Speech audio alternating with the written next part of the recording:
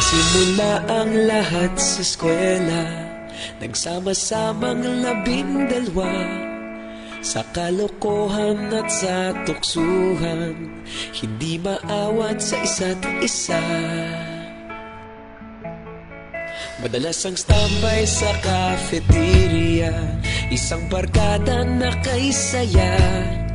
Laging may hawak-hawak na gitara, konting udyok lamang kakanta na.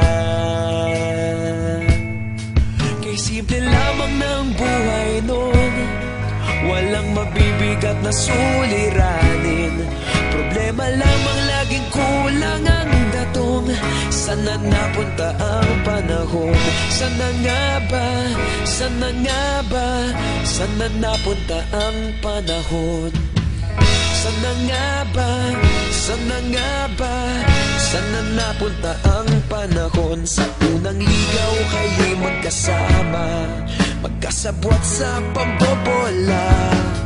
Walang sikreto kayong tinatago, okay sarap ng samahang barkada.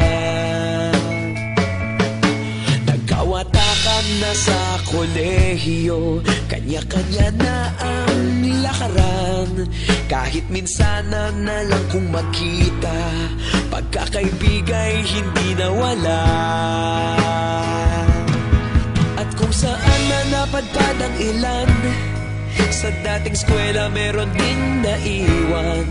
Meron pa ng mga ilang nawala na lang, nakakamiss ang dating samahan. Sana nga ba? Sana nga ba?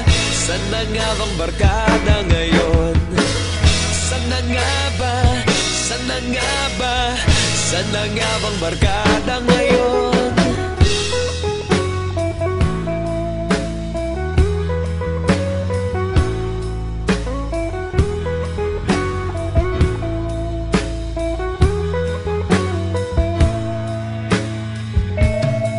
Ilang taon din ang nakalipas, wala pa sa aming tatay na nagsusumikap upang yumaman at guminhawang kinabukasan.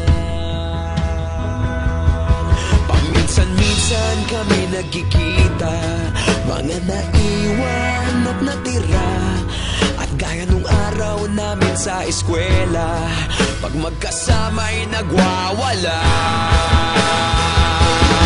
Napakahirap malimutan ang saya ng aming samahan. Kahit lumipas ng ilang taon, magkabarkada pa rin ngayon. Magkaibigan, magkaibigan, magkaibigan pa rin ngayon. Magkaibigan, magkaibigan, magkabarkada pa rin ngayon. Magkaibigan, magkaibigan, magkaibigan pa rin ngayon.